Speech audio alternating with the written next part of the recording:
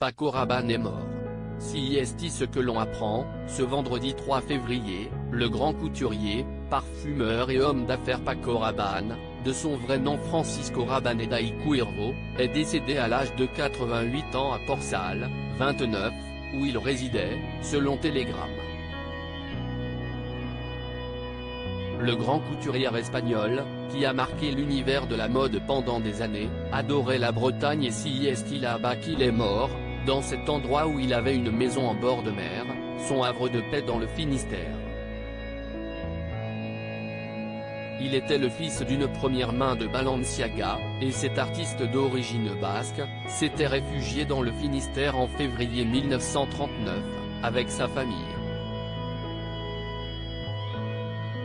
Depuis, il n'a jamais cessé d'aimer ce lieu si cher à son cœur. Paco Rabanne était connu de tous pour son sens de la formule mais aussi bien sûr son excentricité. Même lorsque son originalité ne s'exerçait pas sur les podiums, il faisait parler de lui en confiant avoir vu Dieu ou encore des extraterrestres. De quoi le faire défrayer la chronique plus d'une fois. En 1999, il avait notamment prédit la chute de la station Mir. Les détracteurs n'ont pas manqué de pointer le bout de leur nez suite à cela.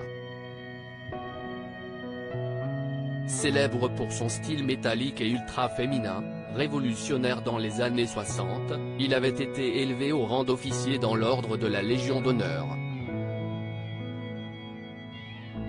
À la tête d'un empire du parfum dont le dernier, avec notamment le célèbre Lady Million et One Million, Paco Rabanne, il avait aussi marqué les esprits en créant le fameux sac 69, relancé en 2011.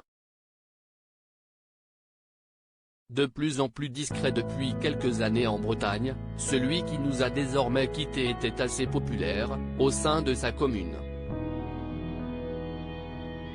C'était quelqu'un d'assez populaire sur la commune.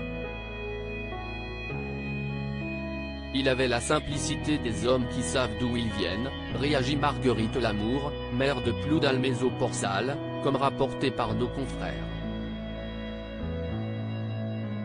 On loue ici sa grande courtoisie, lui qui avait fait l'acquisition d'une maison de type néo-bretonne dans les années 2003-2004. Ces dernières années, on apprend que celui qui aimait fréquenter la maison de la presse ou les restaurants de la côte s'était fait discret. Le monde de la mode et ses nombreux amis ne devraient pas manquer de réagir à cette triste nouvelle.